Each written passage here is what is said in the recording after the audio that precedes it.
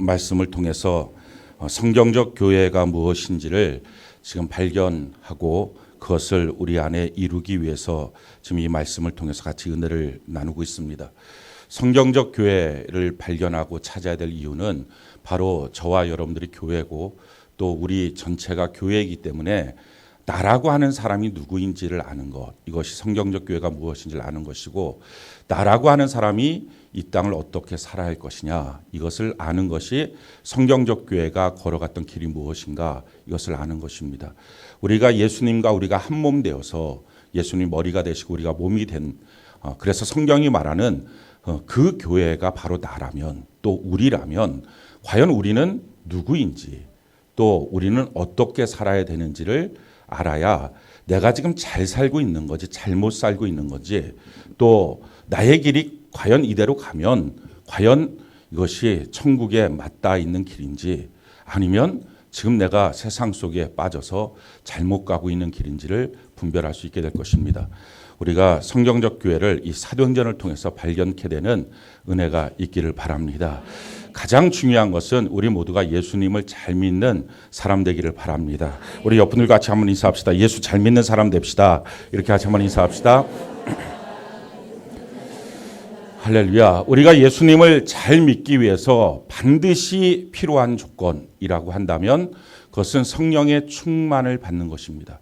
성령의 충만을 받지 않고서는 어느 누구도 예수를 잘 믿을 수 없고, 그렇기 때문에 어느 누구도 자기의 인생의 끝이 천국과 맞닿아 있지 않습니다. 그래서 우리는 이 성령의 충만이 뭔지를 정확하게 알아야 합니다. 그래서 성령의 충만함을 반드시 받아야 합니다. 그리고 그 성령의 충만함을 유지하며 살아가야 합니다. 그게 예수 잘 믿는 길이에요. 그래야지만 우리의 인생의 끝이 천국에 맞닿을 수 있습니다. 성경이 우리에게 이렇게 말합니다. 로마서 8장 9절 우리 같이 한번 한 목소리 읽어볼까요? 자, 시작. 만일 너희 속에 하나님의 영이 거하시면 너희가 육신에 있지 아니하고 영에 있나니, 누구든지 그리스도의 영이 없으면 그리스도의 사람이 아니라. 아멘. 그러니까 그리스도의 영이 없으면, 성령이라고 하는 이름을 보혜사 또는 그리스도의 영, 예수의 영, 진리의 영, 하나님의 성령, 이런 식으로 성경에 불려지고 있는데, 이런 성령이 없으면 그리스도의 사람이 아니다라는 것입니다. 그러니까 교회를 나온다고 해서 그리스도인이다라고 성경은 말하지 않습니다. 또 한 가지, 내가 예수님을 믿는다고 말하고 있다고 해서 그를 그리스도인이다라고 말하지 않는다는 것입니다. 우리가 성경을 정말 정확하게 알아야 됩니다. 성령이 그 안에 있어야만 그가 그리스도의 사람이다라는 것입니다. 그래서 우리 안에 지금 이 성령이 계시고 이 성령의 충만함을 받고 있느냐 하는 것이 매우 중요합니다. 성령의 충만함을 우리가 받고 산다는 것, 성령이 과연 누구신가? 성경이 이와 같이 말합니다. 요한복음 14장 16절 17절 우리 같이 한번 한 목소리 읽어볼까요? 자, 시작. 내가 아버지께 구하겠으니 그가 또 다른 보혜사를 너희에게 주사 영원토록 너희와 함께 있게 하리니, 그는 진리의 영이라. 세상은 능히 그를 받지 못하나니 이는 그를 보지도 못하고 알지도 못함이라. 그러나 너희는 그를 아나니 그는 너희와 함께 거하시며 또 너희 속에 계시겠습니다. 아멘. 그는 또 다른 보혜사다라는 것입니다. 예수님이 첫 번째 보혜사, 그리고 그 예수님이 하늘로 승천하시면서 보낸 예수님과 똑같은 분, 그런데 육은 없으시고 영만 있으신 분, 그분이 바로 성령 하나님이시다 하는 것입니다. 그러니까 성령님은 예수님과 똑같은 분이십니다. 우리가 이 사실을 분명히 알아야 합니다. 우리는 종종 성령 하나님을 어떤 에너지, 힘, 능력, 기운, 그래서 성령의 충만이라고 말하니까 뭐 액체처럼 요만큼 이렇게 채워지는 것처럼 여겨져서 성령의 충만, 기름 넣듯이, 자동차 기름 넣듯이 내가 앵고 났으니 성령의 기름을 넣자, 이런 식의 개념을 갖는데 그분이 아니고 성령 하나님은 예수님이랑 똑같으신 분이십니다. 그러면 못하러 예수님이 승천하고 올라가시고 또 성령님을 보내사 이렇게 우리로 하여금 또 성령을 받으라 하셨느냐? 그냥 예수님이 계속 계시면 되지. 그런데 그러면 안 되는 것이, 예수님이 계속 계셨으면 우리는 팔레스타인으로 가야 되고요. 일단은. 그리고 12명 안에 무조건 들어야 합니다. 이게 보통 문제가 아닙니다. 이 중에서도 다 경쟁 관계가 됩니다. 그러니 우리나라 1,200만이라 그러는데 그중에 12명 안에 든다는 것도 보통 문제가 아니고 우리가 싸워야 될 대상은 중국의 1억, 미국의 1억 뭐 이렇게 어마어마한 숫자들과 싸워야 됩니다. 그래서 12명 안에 들어야 주님과 동행하는 것이 가능합니다. 그런데 성령 하나님은요. 우리 중에 계십니다. 할렐루야. 영원히 우리와 함께 하십니다. 그러니까 내가 성령 받았다고 다른 사람이 못 받는 게 아니라 우리가 다 성령의 충만함을 받을 수 있는 것입니다. 그러기에 예수님이 올라가시고 성령님이 오셔야만 우리에게 유익하다 하신 말씀이 바로 그 말씀입니다. 우리 모두에게 함께 하시기 위해서 예수의 영으로 함께 하시기 위해서 성령님이 이 땅에 오신 것입니다. 사랑하는 성도 여러분, 성령님이 아니고서는 도저히 이 땅에 살면서 예수 믿을 수 없다. 왜 그렇습니까? 삼일체 하나님이십니다. 그러나 이 삼일체 하나님이 시대를 따라서 대표적으로 사역했던 하나님의 역사들이 있습니다. 구약의 시대를 성부 하나님의 시대 이렇게 말하고 성부 하나님이 전면에 나서서 사역하시다가 이 성령 하나님이 이 땅에 성자 예수님이 이 땅에 오셨습니다. 그리고 나서는 성자 예수님의 시대가 열려진 거죠. 마태복음 1장, 마가복음 1장에 보면 예수 그리스도의 시대다, 세계다라고 성경은 말합니다. 그러니 그 시대가 되면 어느 누구든지 성자 예수님을 믿고 성자 예수님을 통해야만 하나님을 믿는 것입니다. 만약에 성자 예수님의 시대에 성자 예수님을 부인하거나 거부하면 그가 아무리 성부 하나님의 시대에 열심을 냈던 사람이라 할지라도 하나님과는 무관하고 하나님으로부터는 저주받을 대상이 됩니다. 그 대표적인 예가 누굽니까? 대제사장, 바리새인, 서기관들입니다. 그들은 구약의 성부 하나님에 대해서는 정통했던 사람들입니다. 너무 잘 알았던 사람들이에요. 그런데 성자 예수님을 보내주시겠다 그렇게 말씀하셨는데 그 성자 예수님에 대해서는 성경 그대로를 믿은 게 아니라 자기들의 갖고 있는 상식을 믿었습니다. 그래서 성자 예수님은 왕으로 오실 거다. 성자 예수님은 메시아로 오셔서 정치적인 복권을 해주실 것이다. 이렇게 자기 나름대로 믿은 거예요. 이사야서에 있는 고난받는 종 이런 개념들은 그들에게 없었습니다. 그러니까 그들의 현실 속에 요구했던 메시아였습니다. 근데 그런 식의 성자 예수님이 아니기 때문에 그들은 거부했습니다.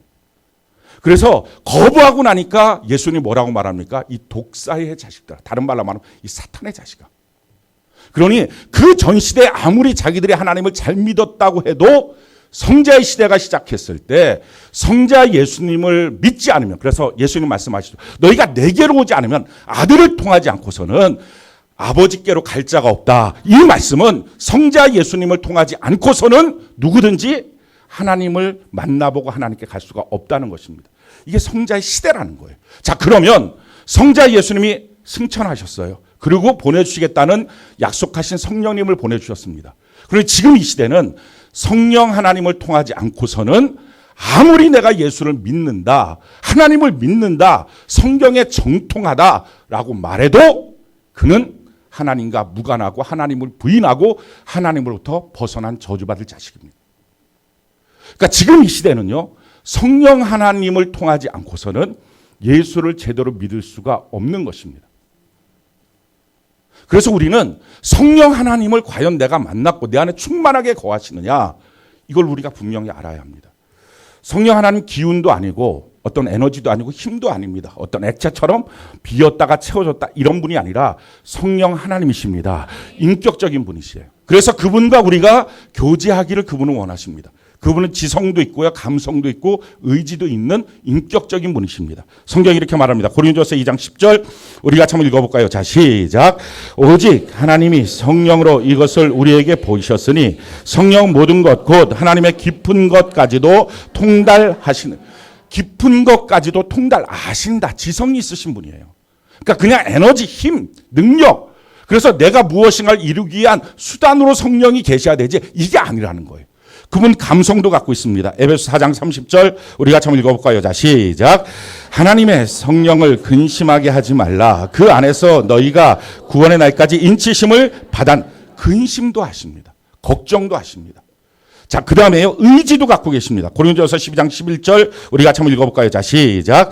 이 모든 일은 같은 한 성령으로 행하사 그의 뜻대로 각 사람에게 나누어 주시는 것이 그의 뜻대로 그의 의지가 있어요. 그의 뜻이 있어요. 그리고 그 뜻을 이루어 가시는 분이십니다. 그러니까 이런 인격적인 하나님이에요. 그분은 나와 교제하기 원하시고요. 나를 통하여 예배를 받으시길 원하십니다. 아멘이십니까? 그러니까 단지 내 신앙생활의 목적으로 에너지를 주거나 힘을 주거나 하는 분이 아닌 거예요. 정말 이 성령 하나님과 우리는 교제를 해야 됩니다. 자, 그러면 우리가 자꾸 성령의 충만이라고 하는 단어를 쓰는데 이 성령 충만이 도대체 뭐냐 하는 거예요. 먼저 구분해야 될 것이 뭐냐면은 성령의 감동과 성령의 충만은 구분해야 합니다. 여러분들이 자 예수님을 주님으로 고백하고 있습니다. 그 고백이 됐던 이유가 뭡니까? 성령의 감동 때문에 그렇습니다. 성경이 우리에게 이렇게 말하죠. 고린도전서 12장 3절 우리 같이 한번 읽어볼까요? 자, 한 목소리 시작. 그러므로 내가 너희에게 알리노니 하나님의 영으로 말하는 자는 누구든지 예수를 저주할 자라 하지 아니하고 또 성령으로 아니하고는 누구든지 예수를 주시라 할 수 없느니라. 자, 성령이 아니고서는 예수님은 나의 주인이시다. 이 고백을 할 수 없다라는 것입니다. 예수님 내 주님 고백이 되십니까? 한번 따라합시다. 예수님 내 주님. 따라해서 따라하는 게 아니라 정말 마음의 고백이 되십니까? 그러면 여러분들은 성령의 감동을 받은 것입니다. 아멘이십니까? 그러나 그것이 성령의 충만은 아닙니다. 우리가 이 사실을 분명히 알아야 합니다. 성령의 감동을 받아서 종종 성령 하나님께서 가르쳐 주시는 대로 성령 하나님께서 원하시는 대로 우리 마음에 성령의 찔림도 받고 책망도 받고 어느 때는 성령의 인도도 받습니다. 성령의 조명하신 가운데 성경을 보다가 깨달아지고 말씀을 듣다가 아 그렇구나 알기도 합니다. 그러나 그것이 성령의 충만은 아닙니다. 다시 말씀드릴게요. 성령의 충만을 받지 않으면 예수의 사람이 아닙니다. 성령의 감동 갖고는 안 된다는 거예요, 지금. 문제는. 예수님의 제자들이 성령의 감동을 받았습니다. 그러니 예수님께서 너희는 나를 누구라 하느냐? 주는 그리스도시요 살아계신 하나님의 아들입니다. 라고 고백을 했어요. 야, 이것은 너로부터 나온 게 아니라 하나님이 너한테 가르쳐 주신 거다. 다른 말로 말하면 성령의 감동으로 너가 들은 거야. 거기서 뭐라고 고백하죠? 예수님은 나의 주인이십니다. 아니, 그 훨씬 전부터 베드로는 그 배에 고기가 가득 찼을 때 주여! 나를 떠나소서 나는 죄인입니다. 성령이 아니고서는 예수님을 주라고 말할 수 없다. 그는 뭐예요? 성령의 감동을 받았어요. 아니 그만 받았어요? 아니에요. 예수의 나머지 제자들 가룟 유다를 제한 나머지 모든 제자들이 예수님 향해서 주여 그랬어요. 도마 같은 이는 부활하신 예수님을 믿지 않다가 예수님이 오셔서 야 한번 만져봐라. 그랬더니 만지고 난 다음에 나의 주 나의 하나님이여 주라고 고백했어요. 성령의 감동을 받은 거예요. 그러나 그때 그 사건은 오순절 성령 충만의 사건의 이전입니다.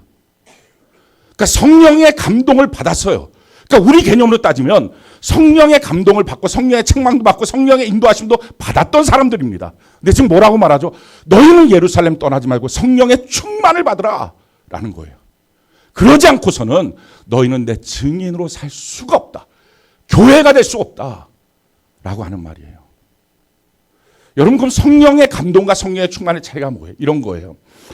우리가 운전을 하고 가는데 예전에는 막 난폭 운전자예요. 막 들이받았어요. 그랬더니 이러면 안 되겠다. 예수님이 오셨어요. 우리 차로 오셔서 너 이렇게 운전하면 안 돼. 그래요 주님. 정말 나는 사고뭉치였어요. 내 인생에 주님이 꼭 필요합니다. 오셔요. 그래갖고 조수석에 앉혀놨어요. 내가 운전해요.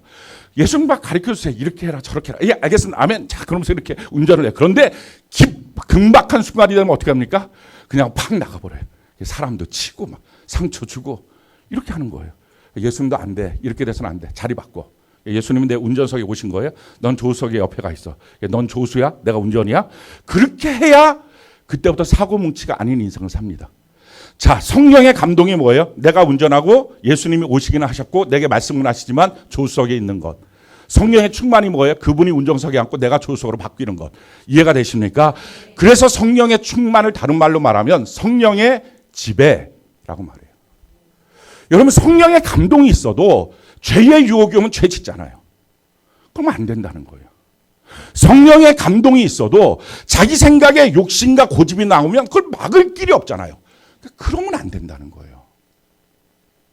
그렇게 하면, 그렇게 살다가 보면 이건 사망의 길로 갈 수밖에 없다는 것입니다. 그러니까 필요한 게 뭐예요? 성령이 나를 항상 지배하셔야 돼요. 아멘이십니까? 그 첫 번째 시작이 성령의 충만이에요. 그러니 우리가 다 지금 성령의 감동을 받은 사람이지만 이제 아마도 성령의 충만을 받으신 분들이 있을 겁니다. 이 중에. 그러나 전체가 지금 성령의 충만을 받지 않으면 그게 시작점이에요. 그렇게 성령의 충만으로 성령께서 나의 인생의 운전대에 딱 앉으시고 나는 조수로 물려나서 그분이 나를 완전히 지배하시는 것, 이 인생의 경험으로부터 새로운 시작이 있어요. 그 경험이 없었다면 반드시 받아야 돼요. 그때부터 뭐예요? 그리스도의 사람인 거예요. 이 천지개벽하는 변화가 우리 안에 있어야 합니다.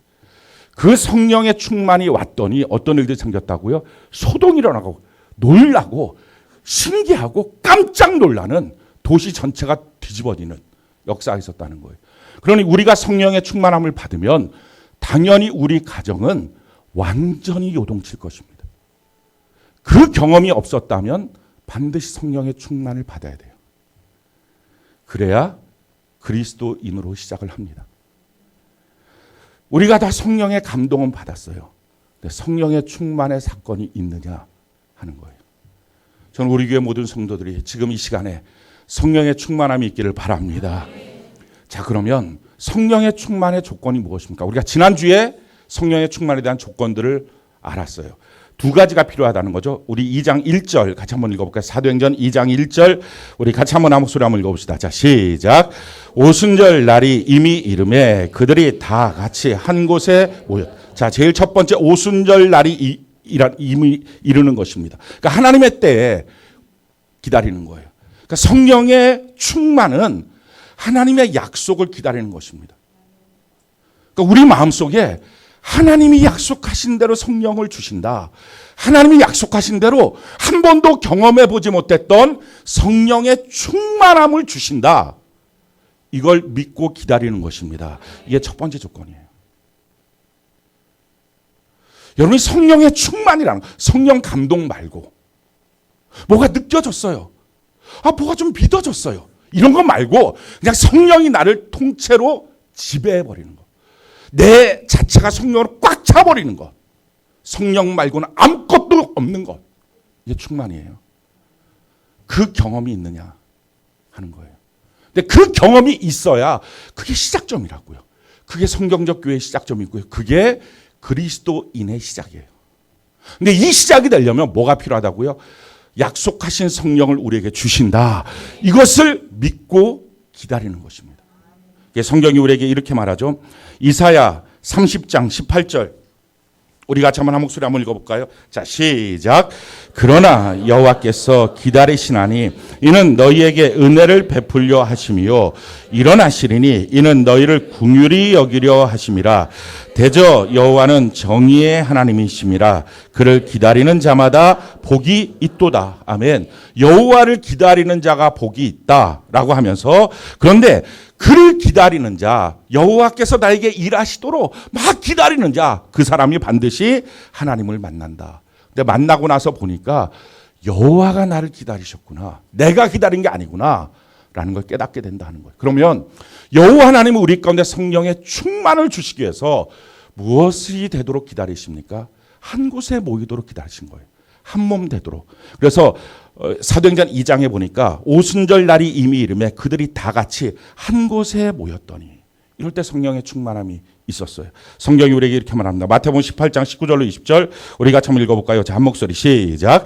진실로 다시 너희에게 이르노니 너희 중에 두 사람이 땅에서 합심하여 무엇이든지 구하면 하늘에 계신 내 아버지께서 그들을 위하여 이루게 하시리라. 두세 사람이 내 이름으로 모인 곳에는 나도 그들 중에 있느니. 그들이 합심하여 모인 곳에라는 것입니다.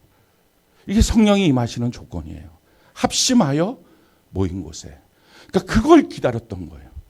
우리가 성령 하나님을 기다리는 줄 알았어요. 성령의 충만, 성령이 나를 통째로 지배하는 역사, 이거를 우리가 기다리면서 기도하는 줄 알았어요. 근데 그게 아니었고 성령 하나님을 만나고 났더니 내가 내게 주신 사람들과 연합하는 것을 그때까지 성령이 오셔서 너 언제쯤 연합할래? 너 언제쯤 한 마음이 될래? 그걸 기다리고 계셨구나. 이걸 알았다는 거예요. 여러분 성경이 우리에게 이렇게 말합니다. 로마서 12장 5절 우리가 한번 읽어볼까요? 자, 한 목소리 시작. 이와 같이 우리 많은 사람이 그리스도 안에서 한 몸이 되어 서로 지체가 되었는. 아멘. 우리가 참 많이 말했던 말, 한 몸. 근데 정말 이 말씀 믿으십니까? 우리가 한 몸이라는 거. 진짜 믿고 있냐는 거예요. 그게 진짜 믿어지면 성령이 오시는 거예요. 그게 진짜 믿어지면. 우리가 가짜 성령을 받는 이유, 어떻게 보면 성령의 감동도 받고, 성령의 특별한 어떤 비슷한 거를 받기도 하지만, 사실은 진짜 성령의 충만, 이 지배를 받지 못하는 이유는 나 혼자로도 충분하다는 생각을 자꾸 해서 그래요. 여러분들이 가끔가다 이런 생각하실 겁니다. 나는 하나님 앞에 몇 점일까? 여러분 몇 점일 것 같아요? 최고로 성실하고 거룩하고 최고의 모습을 보일 때 몇 점일 것 같습니까? 몇 점이십니까? 제가 생각할 때 몇 점이에요? 몇 점이에요? 최고, 자기가 가장 영적으로 최고로 거룩하다고 느껴지는 순간 몇 점입니까? 50점 될 것 같아요. 자, 그러면 그쪽 세론이 총 몇 명이에요? 16명이죠. 예. 그러면 100을 16으로 나누면 거기 점수입니다. 그게 여러분들의 최고점이에요.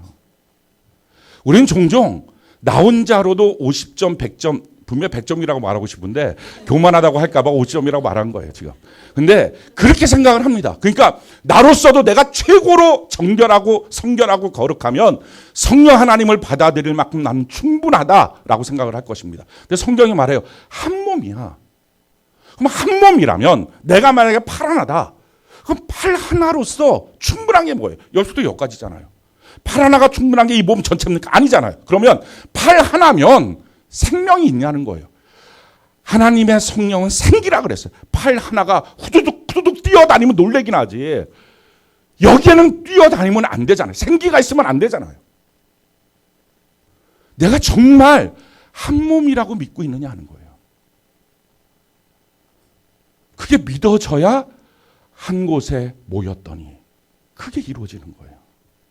자, 그 다음에 또 뭐라고 말하죠? 골로새서 3장 15절 우리가 한번 한 목소리 읽어볼까요? 자, 시작. 그리스도의 평강이 너희 마음을 주장하게 하라. 너희는 평강을 위하여 한 몸으로 부르심을 받았나니 너희는 또한 감사하는 자가 되라. 자, 우리의 부르심이 뭐라고? 우리는 종종 부르심을 나를 불렀다고 말해요. 나를 불렀다. 하나님이 오성택을 불렀다. 나를 불렀습니다. 근데 하나님 말해요. 아니, 한 몸으로 너를 부른 거야. 한 몸. 한 몸 중에 지체로 너를 부른 거야. 그럼 나머지 지체 어디 있냐는 거예요. 그게 만들어져야 여러분 에스겔 골짜기, 에스겔 37장에 보면 에스겔 골짜기에 생기의 바람이 들어갑니다. 이 생기의 바람이 들어가는 게 뭐죠? 이게 성령의 충만함의 역사예요. 그 생기의 바람이 들어가서 제일 처음 했던 게 뭐죠? 뼈는 뼈대로 붙어라. 살은 살대로 거기에 붙어라. 힘줄은 붙어라. 그리고 다 사람이 섰는데 아직도 움직이지 못하는 그냥 인형 같은 모습으로 서 있을 때 생기는 사방에서 들어와 그에게 붙어라 라고 할 때 극히 큰 군대가 됩니다. 성령의 충만의 조건이 뭐라고요? 뼈, 살, 힘줄 다 붙어서 한 몸이 되었을 때 성령이 오시는 거예요. 정말 이걸 믿냐는 거예요. 그러니까 이걸 안 믿으니까 사람들이 다 어떻게 합니까?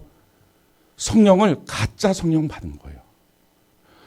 여러분들 막 흥분되면 이거는 기독교에서만 나타나는 현상이 아니에요. 무당에서도 엑스타시가 됩니다. 그래갖고 이게 막 흥분되면 그 머리에 날 시퍼런 거, 거기 날 위에서 펄펄 뜁니다. 그렇죠? 펄펄 뛰어 막. 그리고 막 지팡이 같은 거 탁 던지면 지팡이가 톡톡톡톡 뛰어갖고 탁 이렇게 막 쓰러지고 여기를 파봐. 그럼 막 거기에 이상한 뭐 하나 나오고 막 이런 걸 한다고 이런 걸 막 지네들이 그럼 막 비나이다 난리가 납니다. 돈 내. 그럼 막 돈 내고. 근데 그런 어떤 흥분 상태, 그래서 흥분해서 막 열정을 발휘하다가 푹 쉬는, 그래서 마음속에 뭔가 후련하기도 하고 허전하기도 한 그 상태가 성령의 충만이 아닌 거예요. 그거는 기독교의 시작이 아닙니다. 그러니까 찬양 집회 같은 데 갔을 때 막 흥분해요. 열광적으로 흥분합니다. 막 쓰러지고 넘어지고 막 그럽니다. 그러다 말씀이 시작하면 그럴 수가 없는 거예요. 그럴 수가 없는 거예요. 그거는 그냥 흥분한 거예요. 성령의 충만과 흥분은 다릅니다. 그래서 지금 여러분들이 자꾸 이 말씀을 드리는 이유는 분별해 보라는 거예요. 많은 사람들이 성령의 충만이라고 말할 때 난 성령의 충만을 받았는데 사실은 아닐 가능성이 더 많이 있다는 거예요.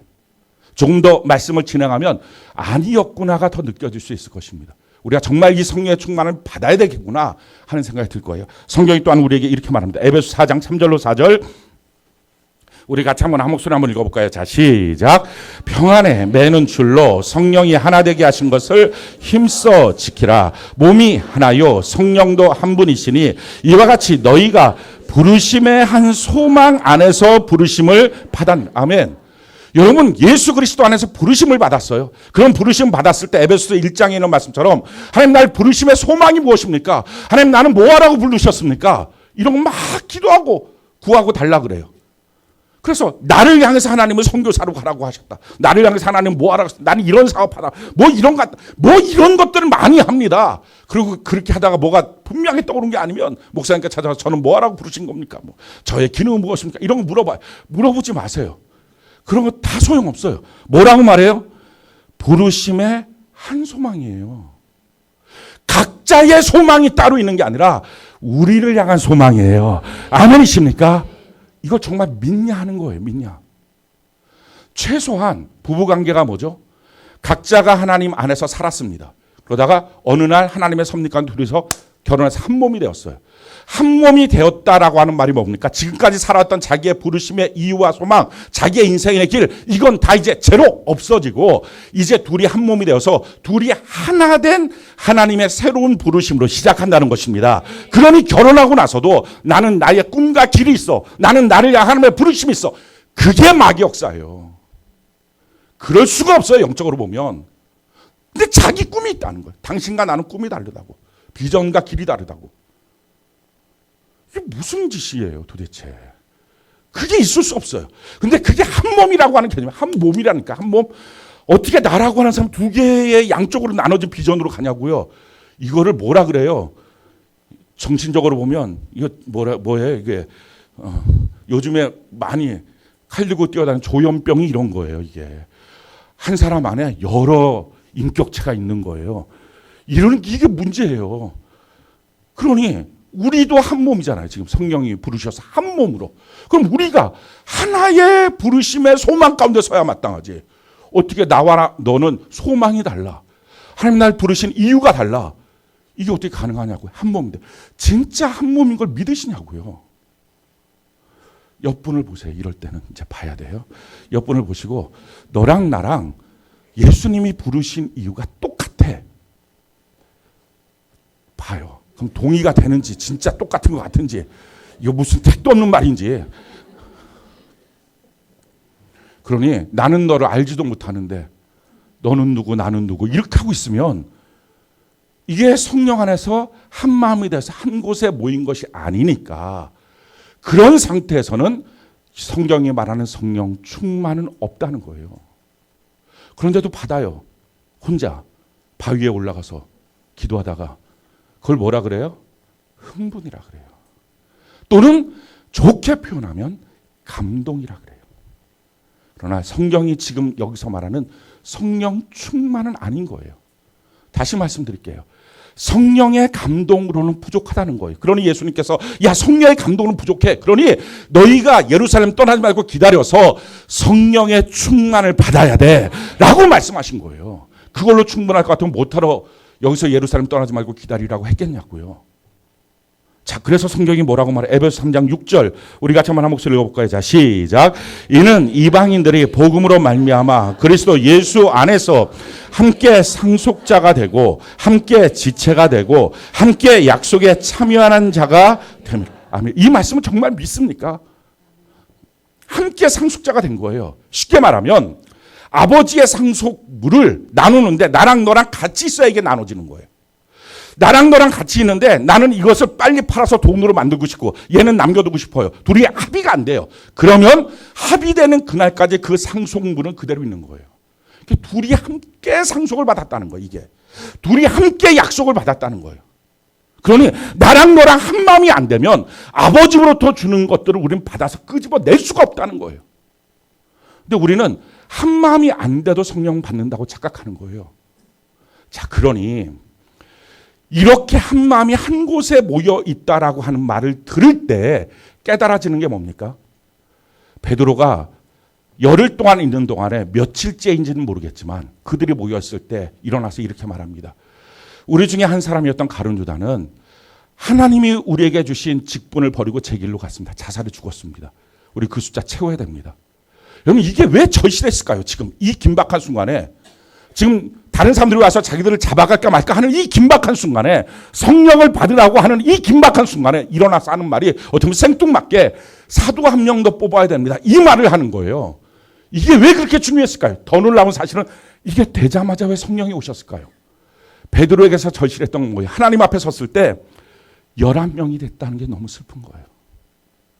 12명을 뽑아주셨는데 11명만 지금 여기서 모여서 기도하고 있다는 게 너무 가슴 아픈 거예요. 하나님 앞에 설 수가 없는 거예요. 이런 모습 갖고 한 명 잃어버렸는데 이런 모습 갖고 우리 성령 받겠다고 하는 말, 이 말 자체가 하나님 앞에서 너무 송구한 거예요. 그런데 만약에 지금 이런 분위기 같았으면 아무리 가룟 유다라고 해도 사람만 있으면 가서 끌고 왔을 거예요. 너 와야 된다. 왜 와야 돼요? 너 때문이 아니고 우리 때문에 와야 된다. 너가 와야 우리가 성령 받는다. 이렇게라도 해서 끌고 왔을 거예요. 근데 죽어버린 거예요. 그게라고 해서 미안해요. 아무튼 가룟 유다 그 인간이 죽어버렸어요. 자, 그러니까 어떻게 해야 돼요? 새로 뽑아야 되겠다. 하나님의 섭리 가운데. 그래서 마띠아를 뽑은 거예요. 그랬더니 한 곳에 모여서 성령이 임한 거예요. 자, 그러면 셀장 여러분들이 기도하고 섬겼던 여러분들 세론들 가운데 오늘 와야 될 그 세론들이 다 왔습니까? 그렇게 오도록 뛰어갔습니까?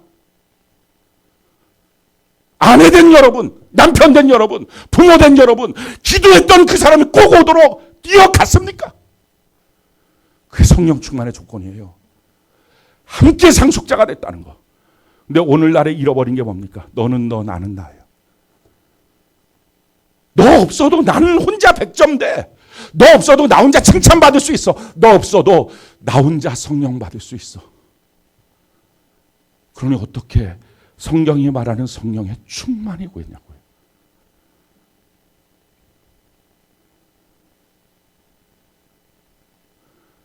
누가 오든지 상관없이 자기 혼자 성경책 들고 덜렁덜렁 나와서 앉아있다면, 한 몸이라는 개념도 없고 생각도 없고 마음도 없다면 어떻게 성경이 말하는 성령 충만을 경험합니까? 이것이 오늘날 교회가 아닌 모습인 거예요. 정말 우리가 교회라면 교회됨을 회복해야 합니다. 사랑하는 성도 여러분, 여러분들이 베드로가 되어서 잃어버린 가룟 유다 하나, 정말 목숨 걸고 가서 뛰어와서 너가 있어야 돼. 너무 절실하니까. 그래야 성령의 지배를 우리가 받을 수 있어. 그 가룟 유다 어디 갔습니까? 죽었으면 하나님 앞에 무릎 꿇고 세워야 될 만큼 될 텐데 오나 마나 나는 성령 충만 받고 말 거다. 그러니 그 이기적인 마음속에 부어지는 성령이 무슨 성령이에요? 하나님의 상속을 어떻게 받겠습니까? 이들이 열흘 동안 했던 일들은 바로 이런 일을 했던 거예요. 회개하고 돌이키고. 나 혼자로서는 10점짜리도 안 된다. 근데 오늘날 성도들 만나면 자기가 조금만 충성하면 자기가 100점이라고 생각해요. 저도 그렇고 여러분도 그렇고 우리 10점짜리도 안 돼요. 오늘 지금 여기 다 모였어요. 한 120명 좀 넘는 것 같습니다. 그럼 우리가 100점으로 말하면 우리 몇 점인가요? 1점, 2점인 거예요? 맞아요? 1점 뭐 어떻게 되는 거예요? 1점 맞는 거예요? 산수하시는 분 좀 저를 좀 도와주세요. 요하나 얘기해봐. 어떻게 되는 거야? 1점도 안 되는 거야? 우리는 다. 그럼 몇 점 되는 거야 지금? 120명이 만약에 모였다 그래요. 100점 만점에 120명이 모였어. 그러면 한 명당 몇 점인 거예요? 0.83. 아, 감사해요. 핸드폰이 더 빨라. 자, 봐봐요. 내가 최고의 영적인 힘을 발휘했을 때, 하나님 앞에 철두철미하게 회개했을 때 난 1점도 안 돼요. 그러니 성령 충만을 받는 그 사람들의 모임이 500명이 되면 안 되는 거예요. 이걸 어떻게 다 합심을 해서 한 마음을 만들겠어요. 380명은 집에 갔어야 돼요. 근데 다행히도 우리는 지금 120명 좀 남짓하게 더 넘게 모여 있어요. 우리는 받을 수 있어요. 우리는 한 몸 될 수 있어요. 한 마음이 될 수 있어요. 아멘이십니까? 그 마음이 있을 때 성령의 충만함이 있는 거예요. 이렇게 그들이 준비했어요. 그러니 한 사람 한 사람이 얼마나 소중해요. 내가 기껏 해봤자 1점도 안 되는 하나님 앞에서 그런 존재인데 어디서 교만합니까? 어디선 자기 스스로 잘난 척할 수 있어요. 나 정도쯤이면 괜찮다고 누가 말할 수 있어요. 나는 1점도 안 된 사람. 옆에 사람도 1점, 여기도 1점. 우리 다 모여야 100점 되고 그래야 성령이 오신다. 한 몸이 돼야 거기에 생기의 바람이 들어가지. 뼈도 흩어지고 살도 흩어지고 힘줄도 흩어져 있는 이 시대에 그게 우리 교회잖아요. 여기에 모이라 했을 때 주의 종을 통해서 모이라고 했을 때 하나님의 말씀을 대언했을 때 예배 시간입니다. 오십시오. 셀장님을 통해서 오십시오. 라고 했을 때 뼈와 뼈가 살과 살이 힘줄과 힘줄이 거죽이 덮여지고 그랬을 때 주여 우리가 정말 1점짜리들이 다 모였습니다. 이것이 뭐가 되겠습니까? 생기가 들어갈 때 극히 큰 군대가 될 줄로 믿습니다. 그 역사가 일어나는 거예요. 준비하는 시간은 오래 걸렸지만 2절에 뭐라고 말해요? 호련히 하늘로부터 호련히 갑자기 임하는 거예요. 갑자기 하늘에 소리가 들렸어요. 너무 놀라운 사실은요. 우리 2절 한번 읽어볼까요? 사도행전 2장 2절 우리 같이 한번 한 목소리로 읽어봅시다. 자, 시작. 호련히 하늘로부터 급하고 강한 바람 같은 소리가 있어 그들이 앉은 온 집에 가득하며. 자, 하늘에 소리가 들렸어요. 그 소리가 급하고 강한 바람 같은 소리였어요. 생기가 도는 소리였어요. 근데 그 소리가 그들이 앉아 있는 온 집에 가득했어요. 지금 여러분들처럼 앉아 있었던 것입니다. 우리는 이런 생각을 해요. 성령의 충만은 막 기도하면 마음이 막 뜨거워지고 어깨가 묵직해지고 그러다가 켜도 막 할렐루야 할렐루야 좀 빨리 하다가 막 보니까 할렐루야 할렐루야 이렇게 해서 성령을 받는다. 이렇게 해요. 그래서 이것도 안 되면 어떤 기도원에 가면 이 턱밑을 잡고서 흔들어요. 할렐루야 빨리 할렐루야 빨리 그래갖고 막 어떡하든지 해갖고 방언이야 이게 방언이야 막 방언이야 자기가 막 믿고 방언이야 내려오면서 그런가 아닌가 하고 또 내려오고. 너무 신기한 거는요. 방언을 받고 싶어 해요. 초대교회 성도들은요. 특히 사도행전에 있는 2장에 있었던 이들은요. 방언을 받고 싶어 했던 사람은 한 명도 없어요.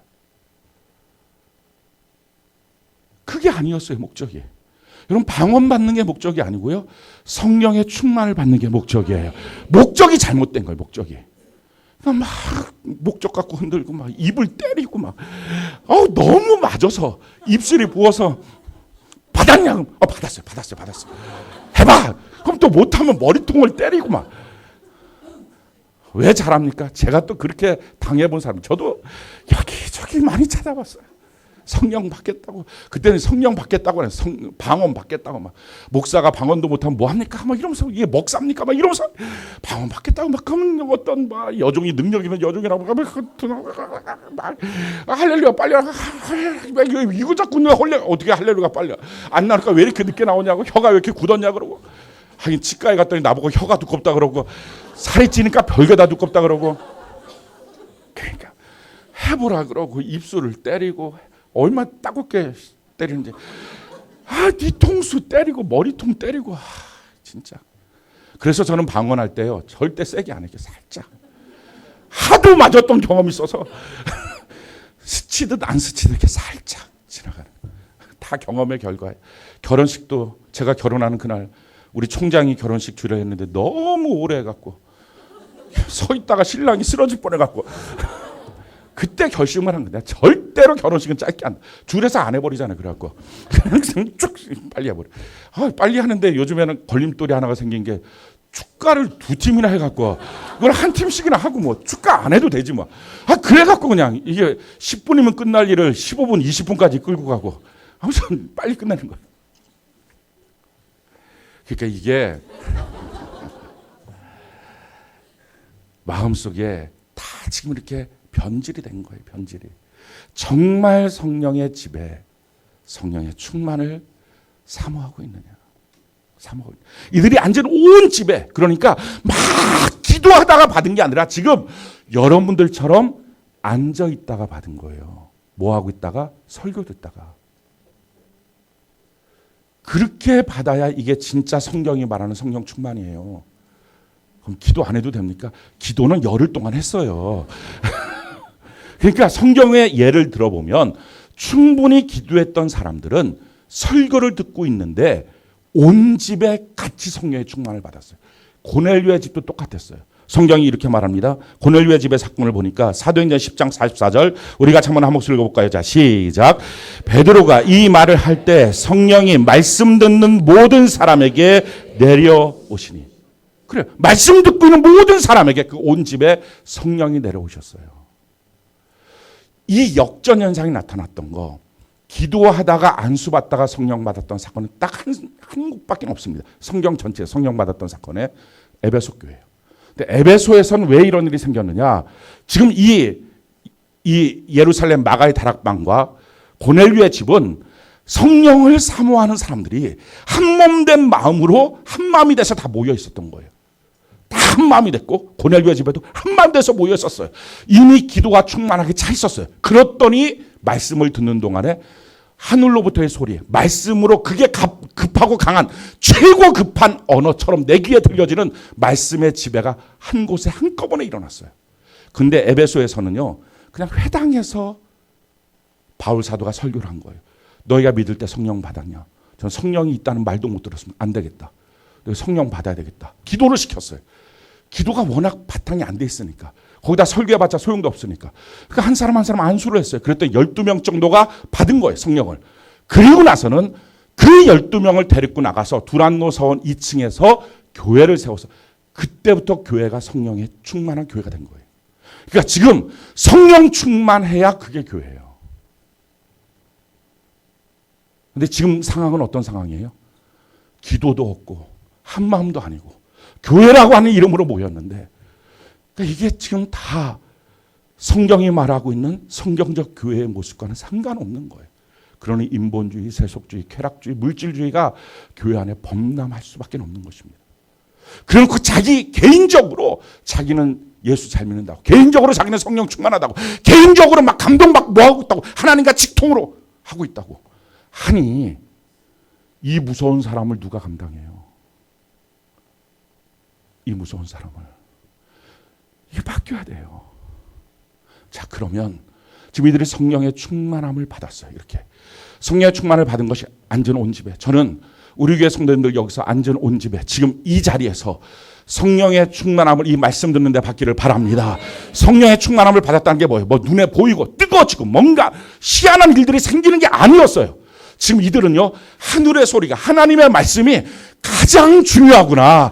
하나님의 말씀만이 내게 필요한 거였구나. 하나님의 말씀이 나를 지배해야 되는구나. 이게 다 같이 똑같이 느껴진 거예요. 저는 오늘 이 시간에 이것이 똑같이 느껴지길 바랍니다. 사랑하는 성도 여러분, 그래서 우리에게 필요한 게 뭐예요? 여러분들이 갖고 있는 지식, 상식, 경험, 체험, 이거 내려놔야 돼요. 뭐 앞에? 성경 앞에. 우리가 신앙생활 하면서 자기가 갖고 있는 지식이 있어요. 그동안 어떤 목사님들로부터 들었던 교리적인 것, 자기가 책 몇 권 읽었던 교리적인 것, 그 교리가 나쁜 거 아닙니다. 좋은 겁니다. 그 교리가 있어야 뭔가 체계가 잡힙니다. 그런데 아무리 자기가 교리를 갖고 있어도 성경 앞에 그 교리가 틀렸으면 내려놔야지. 뭘 주장합니까? 자기가 갖고 있는 상식이 있어요. 보편적인 상식들, 사람들이 갖고 있는 어떤 개념들, 이것도 성경 앞에 내려놔야 되고, 자기가 갖고 있는 경험이 있어요. 지금까지 살아오면서 인생의 경험, 나이가 이만큼 됐으니까 알았던 경험, 자기가 체험도 있어요. 성령 받았다는 자기의 체험. 그러나 그 모든 것들이 성경에 말하고 있는 사건이 아니면 뭘 주장해요? 왜 주장해요? 그거 내려놔야지. 우리는 성경을 믿는 사람들이에요. 아멘이십니까? 하나님이 우리에게 믿으라고 주신 유일한 것 바로 성경입니다. 그래서 목사도 성경 밑에, 교리도 성경 밑에, 우리의 지식도 성경 밑에 하나님 앞에 대적하는 모든 것들을 그리스도 앞에 복종시켜야 될 줄로 믿습니다. 그러니 여러분들이 갖고 있는 어떤 지식도 경험도 체험도 상식도 내려놓고 지금 성경이 말하고 있는 성령 충만, 이게 과연 나한테 있느냐? 이게 과연 나한테 지금 있느냐? 나는 과연 성령의 지배를 받고 있는 사람인가? 제가 점검해 봐야 합니다. 말씀을 들을 때 이 말씀이 가장 중요한 말씀이구나. 이 말씀 앞에 내가 서야 되겠구나. 우리 앉은 온 집이 성령으로 이 하늘의 소리로 충분했는가? 이게 우리가 경험돼야 돼요. 그러니 말씀 시간에 졸고 깨고 어떻게 합니까? 오늘날 한국교회가 이런 모습이에요. 그래도 난 예배드렸다고 하니 이걸 어떻게 하면 좋습니까? 눈물 나는 이 사건 앞에, 웃고 있는 사람들 앞에 이걸 어떻게 하면 좋습니까? 아니 그거에 넘어가서 우리가 한 몸인데, 한 몸인 그가 팔 하나 다리 하나 눈 하나 못 펴갖고 어디 있는지도 모르는데 오던 말던 아무 감각 없이 앉아있다면 그걸 어떻게 합니까? 그게 오늘 한국교회의 지금 모습이에요. 불구되어 있는 이 모습. 오늘 우리가 회개할 점이 바로 이것입니다. 주님, 나는 팔 하나 끊어져도 아픈지 몰랐어요. 내 육신에는 가시 하나만 박혀도 너무 아프다고 괴로워하는데 사랑하는 지체에 팔 하나 끊어져도 아픈지도 모르고 살았습니다. 이거 회개해야 돼요. 이거 한 몸으로 모여야 돼요. 그래서 하나님 앞에 섰을 때 어떻게 하면 좋냐고 주님 앞에 엎드려서 베드로처럼 가룟 유다 죽었으니 어떻게 하면 좋냐고 물어보는 만큼의 마음은 있어야 성령의 충만이 있는 거예요. 또 하나, 이렇게 공동체적으로 온 집에 성령이 임하셨고요. 또 한 가지는 각자에게도 성령이 임하셨어요. 성령의 사건은 공동체적이면서도 개인적인 사건이었습니다. 성경이 이렇게 말해요. 3절 우리 같이 한번 읽어볼까요? 자, 3절 같이 한 목소리 시작. 마치 불의 혀처럼 갈라지는 것들이 그들에게 보여 각 사람 위에 하나씩 임하여 있더니, 성령으로 말미암아 죄악은 소멸되고 성령으로 말미암아 비전은 다시 불타기 시작했어요. 열정이 나타나기 시작했어요. 저는 여러분들 성령으로 불부터 일어나는 은혜가 있기를 바랍니다. 그러니 성령의 사건은 들렸어요. 성령의 사건은 보였어요. 저는 여러분들의 성령의 사건이 아무도 모르게 자기 혼자 아는 것처럼 생각하는 신비적 개념인 것을 생각하지 마세요. 그런 거 아니에요. 성령의 사건은 보였어요. 저는 우리가 성령 받은 사건이 보여지길 바라요. 우리가 성령 받은 사건이 들려지길 바라요. 아멘이십니까? 불처럼 보이고 소리처럼 들려지고. 거기서 한 걸음 더 나가서 어떤 역사가 있습니까? 우리 4절 같이 한번 볼까요? 4절 같이 한번 목소리 자 시작. 그들이 다 성령의 충만함을 받고 성령이 말하게 하심을 따라 다른 언어들로 말하기를 시작하니라. 말하기 시작했어요. 설명이 됐어요. 근데 이 말이 어떤 말들이 됩니까? 우리 8절 같이 한번 볼까요? 8절 같이 한번 목소리 자 시작. 우리 각 사람이 난 곳 방언으로 듣게 되는 것이 어찌 됨이냐. 자, 여기서 말하는 이 방언은요, 단순하게 말하는 랄라로 스칼랄라 이 개념이 아니라, 하늘의 소리의 개념이 아니라 소통의 언어였어요. 그러니까 여기서 우리 각 사람이 난 곳 방언으로 듣게 되는 것이라고 말할 때는 두 가지 의미가 있습니다. 지금 이들이 그 사람들의 언어로 말을 했다라고 하는 뜻도 있고요. 또 한 가지는 이 사람은 자기 자신이 그냥 자기 말을 했는데 들은 사람은 자기의 난 곳 방언으로 그것이 들려졌다는 거예요. 이 두 가지 의미를 다 갖고 있어요. 제가 카나다에서 경험했던 것은 영어로 말하는데 한국말로 들리고, 영어로 말하는데 일본어로 들리고, 중국어로 들렸던 이런 사건들이 있었어요. 아, 이게 바로 이 사도행전 2장에 있었던 이 방언의 사건이구나 하는 것을 제가 깨닫게 됐어요. 한마디로 말하면 소통이 이루어진 거예요. 자, 이 소통의 사건이 왜 중요합니까? 이유는요, 바벨의 저주가 끊어진 거예요. 여러분, 바벨의 저주가 뭐예요? 우리가 창세기 11장 1절로 4절 우리 같이 한번 읽어볼까? 창세기 11장 1절로 4절 같이 한 목소리 자 시작. 온 땅에 언어가 하나요 말이 하나였더라. 이에 그들이 동방으로 옮기다가 신할 평지를 만나 거기 거류하며 서로 말하되 자 벽돌을 만들어 견고히 굽자 하고 이에 벽돌로 돌을 대신하며 역청으로 진흙을 대신하고 또 말하되 자 성읍과 탑을 건설하여 그 탑 꼭대기를 하늘에 닿게 하여 우리 이름을 내고 온 지면에 흩어짐을 면하자 하였더라. 자, 바벨의 핵심이 뭐였어요? 우리 이름 내자, 높이 탑을 쌓자, 이거였어요. 하나님 없는 자기 이름, 자기를 높이는 거였어요. 그랬을 때 하나님이 그 광경을 보시고 했던 저주가 뭡니까? 그게 9절이에요. 창세기 11장 9절 같이 한번 읽어볼까요? 자, 시작. 그러므로 그 이름을 바벨이라 하니 이는 여호와께서 거기서 온 땅의 언어를 혼잡하게 하셨습니다. 여호와께서 거기서 그들을 온 지면에 흩으셨다. 말이 안 통하게 된 거예요. 외국어로도 말이 안 통하지만 좁게는 한 가정에서 남편과 아내가 말이 안 통해요. 말을 안 하고 산 지가 오래되기도 한 거예요. 한 교회 안에서 말을 안 해요. 뭐 어디 가서 한 묶음으로 하나님이 주셨는데 말을 안 해요. 말하면 싸우니까. 우리 입술에서 나오는 말이 뭐예요? 이런 말들이 나온다는 거예요. 로마서 3장 13절로 14절 같이 한번 읽어볼까요? 자, 시작. 그들의 목구멍은 열린 무덤이요 그 혀로는 속임을 일삼으며 그 입술에는 독사의 독이 있고 그 입에는 저주와 악독이 가득. 이게 우리 입술의 말이에요. 그러니 좋은 의도로 말을 하지만 말의 결과가 다 이런 거예요. 지난주에도 예를 들었지만 이번에 김포시에 그 의장으로 있었다는 그 사람, 돈도 많은 사람이에요. 인물도 멀쩡하게 생겼어요. 우리 동네에서 만나면 인물 좋게 생겼다고 말할 수 있는 그런 사람입니다. 근데 그 사람이 이렇게 말해요. 아내랑 말이 안 통했다고. 말이 안 통해서 골프채로 두 개를 갖고서 부러지도록 때리고 주먹으로 때려서 심장을 터뜨려 죽였다고. 갈비뼈를 다 부러뜨리고 심장을 골프채로 쳐서 터뜨려 죽인 거예요. 말이 안 통해서. 조심하세요. 집에 골프채 있으면 빨리 팔아요. 그 집에 놔두지 말고 흉기들 이런 것들 빨리 치워놔요.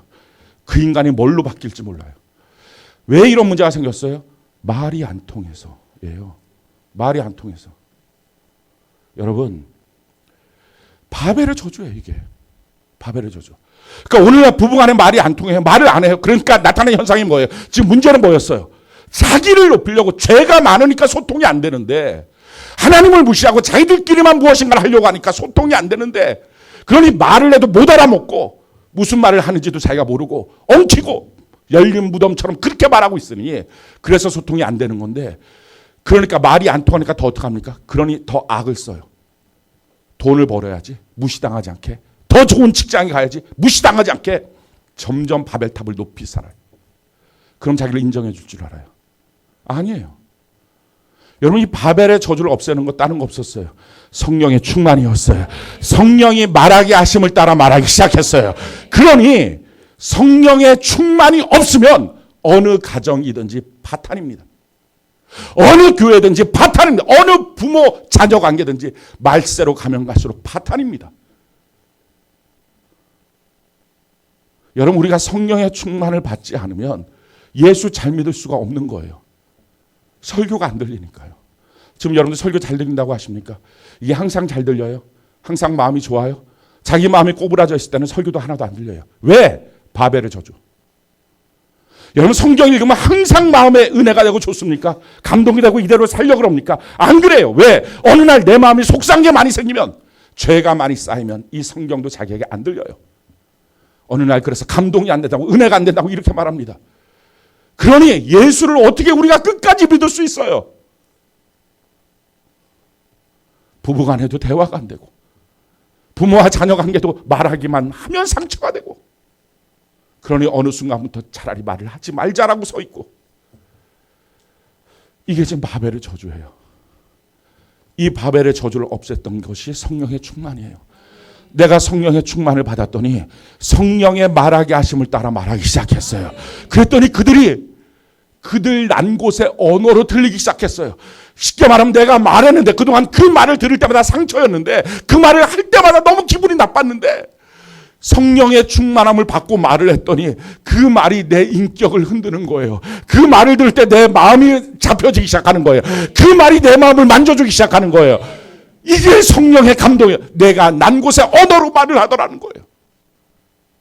성령의 충만, 성령의 지배. 그랬더니 이렇게 말이 나오니까요. 거기서 어떤 역사들이 생겨요? 성경이 이렇게 말합니다. 5절, 6절, 7절 우리 같이 한번 읽어볼까요? 사도행전 2장 5절, 6절, 7절 같이 한 목소리 시작.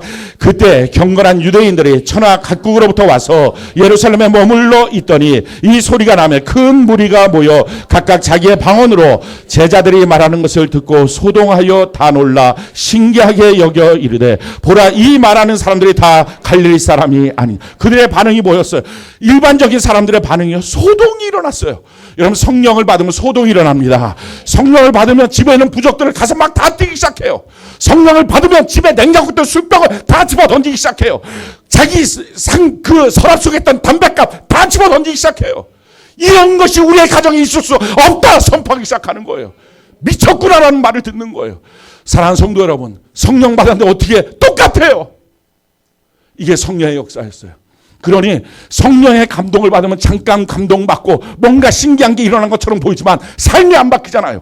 근데 성령이 우리를 지배하면 삶이 바뀌어지는 거예요. 성령이 우리를 지배하면 우리의 눈에 보이는 것이 달라지기 시작하는 거예요. 이런 역사가 나타나길 바랍니다.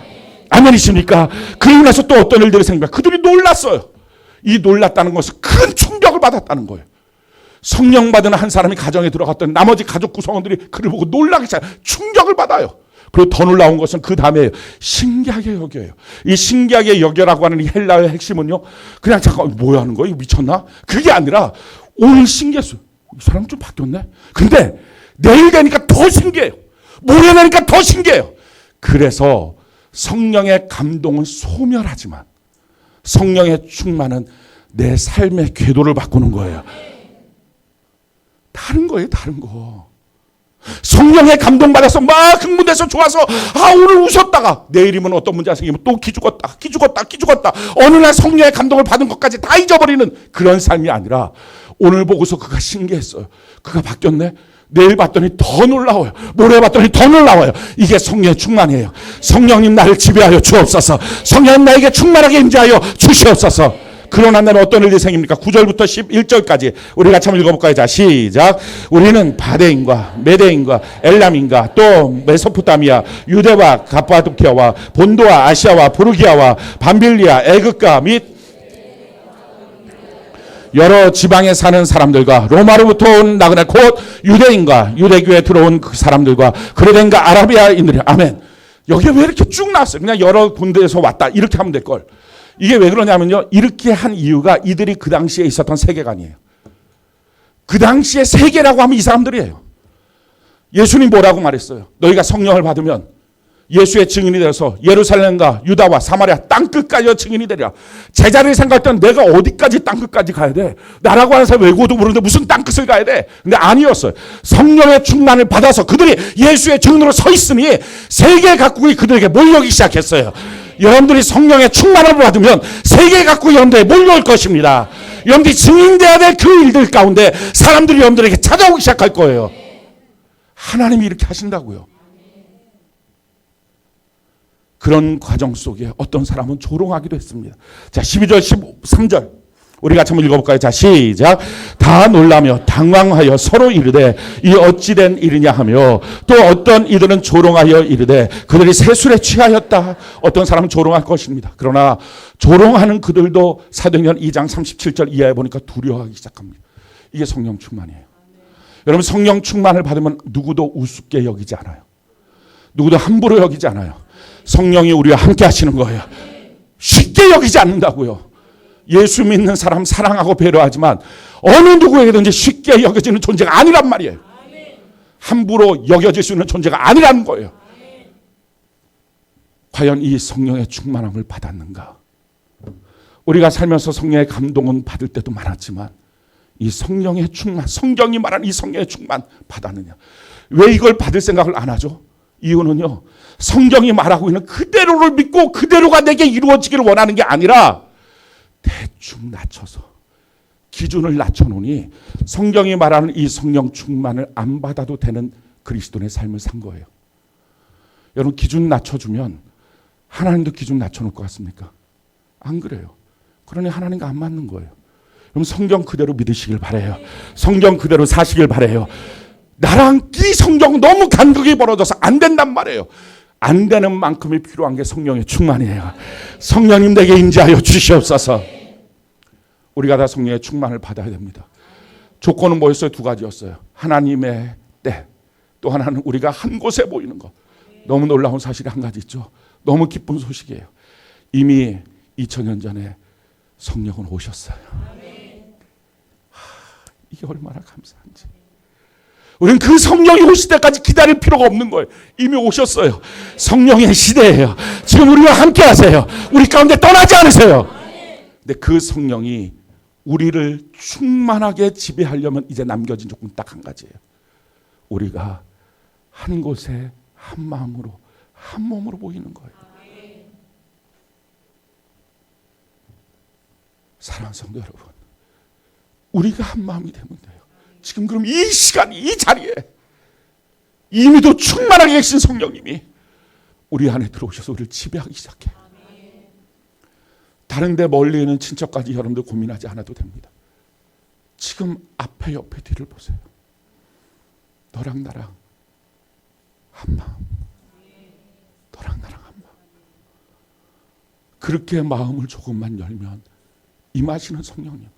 이미 2000년 전에 이 땅에 오셔서 성령의 시대를 열어주셨는데 더 이상 성령이 오실 때까지 기다릴 필요가 없이 우리만 한 마음이 되면 그냥 즉시로 임하시는 성령님. 근데 우리는 이런 성령을요 자꾸 그 뭐라 그래요? 막 강신하는 것처럼 막 구하고 그러면 어떡하든지 성령이랑 씨름하다가 성령이 나한테 넘어와서 오신다면 이런 거 아니에요. 성령님은 지금 이 자리에 꽉 차 계세요. 이미 성령의 시대는 시작했어요. 우리만 한 마음이 되면 돼요. 우리 같이 찬양할 거예요. 지금 찬양하는 동안에 정말 여러분들이 우리가 한